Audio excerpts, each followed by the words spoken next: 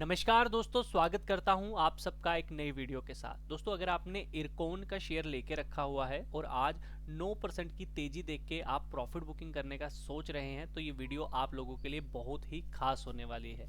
या फिर आप इरकॉन शेयर को इस तेजी के बाद खरीदने का सोच रहे हैं कि रिवर्सल आ गया है, काफ़ी टाइम से गिर रहा था, अब मैं खरीद लेता हूं और ये आगे बढ़ेगा, तो भी ये वीडियो आप लोगों के लिए बहुत खास है। और एक चीज़ मैं आप लोगों को ज़रूर कहना चाहूँगा कि कोई भी शेयर जो महंगा हो या फिर सस्ता हो, ये काफ़ी टाइम से गिर रहा हो या काफ़ी टाइम से बढ़ रहा हो, जैसे कि इरकॉन शेयर को अगर आप नज़र इसके ऊपर गड़ाएंगे तो पिछले 1 साल में इसने कोई रिटर्न दिया नहीं है, है ना। ये लगातार गिरता ही आ रहा है ना।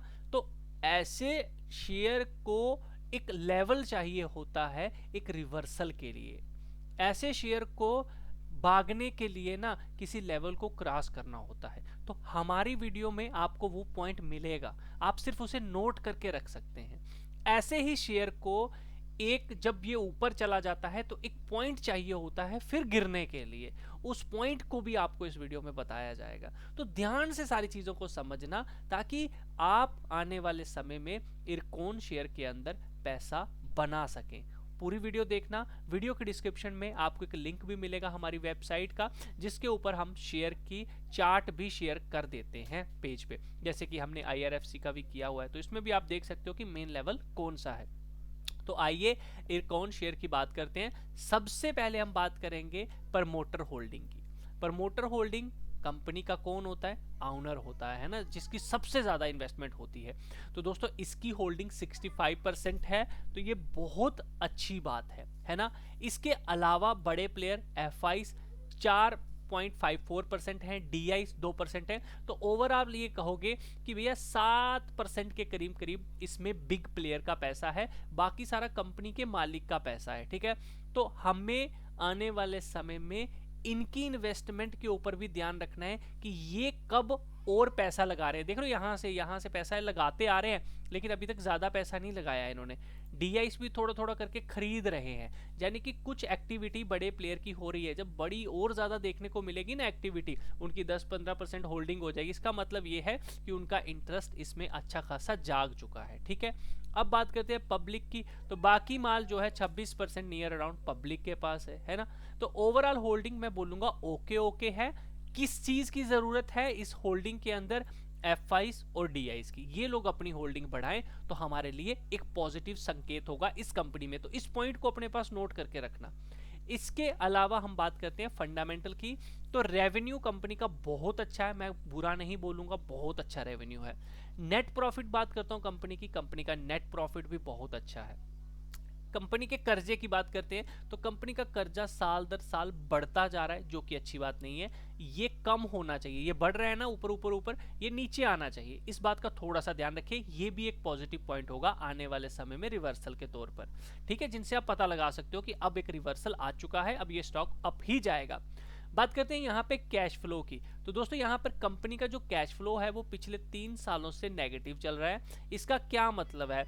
इसका ये मतलब है कि कहीं ना कहीं इस कंपनी का जो प्रॉफिट है वो कंपनी कैश में कन्वर्ट नहीं कर पा रही है। जो भी ये काम कर रही है वो पैसा इनके पास नहीं आ रहा है, इनको ऑपरेटिंग एक्टिविटी में दिक्कत आ रही है। ये बात देखिए, ये पैसा कम होता जा रहा है ना, यानी कि काम तो कर रहे हैं बट वो पैसा मिल नहीं रहा। प्रॉफिट तो शो कर रहे हैं बट वो प्रॉफिट मिल नहीं रहा, ये बात ध्यान रखिएगा, है ना। तो वो हो सकता है किताबों में ही दिखा रहे हो, तो इसका प्लस होना अब बहुत जरूरी है, क्योंकि नियर अराउंड 3 सालों से ये नेगेटिव है। तो क्वार्टरली बेसिस पे इसके ऊपर थोड़ी ध्यान रखिएगा कि ये प्लस में आना शुरू करे, ईयरली बेसिस भी। ठीक है, अब इसके अलावा हम चलते हैं थोड़ा सा बैलेंस शीट के अंदर। तो बैलेंस शीट के अंदर अगर आप ध्यान मारोगे तो आपको देखेगा 188.10 करोड़ की मार्केट कैपिटल है, ज्यादा नहीं है। रिजर्व एंड सरप्लस बहुत अच्छा लेके बैठी है company. Long term borrowing 4134 crore की, वही मैंने डेब्ट टू इक्विटी रेशो में आपको पहले ही बता दी है। तो ट्रेड पेबल 1257 करोड़ इन्होंने आगे देने हैं, ये बात ध्यान रखिएगा। इसके अलावा अगर इंपॉर्टेंट चीज कोई होती है वो होती है यहाँ पे करंट इन्वेस्टमेंट 410 करोड़ की है, बहुत अच्छी बात है। इन्वेंट्री 90.83 करोड़ की है। इसके अलावा ट्रेड रिसीवेबल जो है यहाँ पर कितना है? 13.28 करोड़ का है, ये भी पैसा इनको आना है। कैश एंड इक्विवेलेंट 4781 करोड़ का है, ये भी बहुत अच्छी बात है। तो ओवरऑल अगर कंपनी देखे तो कैश रिच है। तो फंडामेंटली जिन चीजों के ऊपर हमें ध्यान रखना है वो ये है कि कैश फ्लो प्लस में आए, प्रमोटर के बजाय जो एफआईस और डीआईस है वो भी इसके अंदर अपनी होल्डिंग को इंक्रीज करें, बाकी हमारा जो कर्जा है जो ऊपर की तरफ जा रहा है, डेब्ट टू इक्विटी रेशो, वो कम हो। तो हमें ये एक अच्छे संकेत हैं इस कंपनी के लिए ऊपर जाने के लिए, रिवर्सल होने के लिए, क्योंकि अभी जैसा कि आप सब जानते हो काफी टाइम से ये फॉल कर रहा है। तो अब इस लेवल पे ये 0.68 की फेबुकेनिक अगर आप रिट्रेसमेंट इसमें देखते हैं तो वो आपको दिखेगा कि ये यहाँ पर आ चुका है इस लेवल पे, है ना। तो यहाँ पर इंपॉर्टेंट चीज अब ये है कि यहाँ पर ये सब संकेत अगर हमें देखने को मिलते हैं तो बहुत अच्छा होगा। एज पर टेक्निकल लेवल 184 से 179 का जो लेवल है ये बहुत ही बड़ा हर्डल रहेगा, बहुत ही बड़ा स्ट्रॉन्ग रेजिस्टेंस रहेगा। यहाँ पर बहुत बड़ी सप्लाई देखने को मिलेगी जब तक ये 184 के ऊपर जाकर एटलीस्ट 2 से 3 महीने या फिर वीकली बेसिस पे बहुत अच्छी बुलिश कैंडल ना बनाए, ठीक है, बीबी ब्लास्ट ना हो, तब तक इसमें लॉन्ग टर्म के लिए हमें नहीं सोचना चाहिए। करंट सिनेरियो जिस तरह से ये रिवर्सल आया है, अगर मैं बात करूं कि आपको जो आने वाले समय में अभी कुछ दिनों में ही शायद कोई टारगेट मिल जाए, फिलहाल मैं किसी को नहीं बोलूंगा यहाँ पे लीजिए, क्योंकि ये एक डाउन ट्रेंड का स्टॉक है, कभी भी आपको पलटी मार के ट्रैप कर सकता है, तो है ना। लेकिन फिर भी जिन्होंने लेके रखा है, अगर वो प्रॉफिट बुकिंग करना चाहते हैं, 161 157 आप लोगों के लिए अच्छा लेवल रहेगा। यहां से दोबारा ये एक रिवर्सल दिखाने की कोशिश करेगा। अगर ये क्रॉस कर देता है, सस्टेन होता है, तो नेक्स्ट टारगेट 184 से 179 है।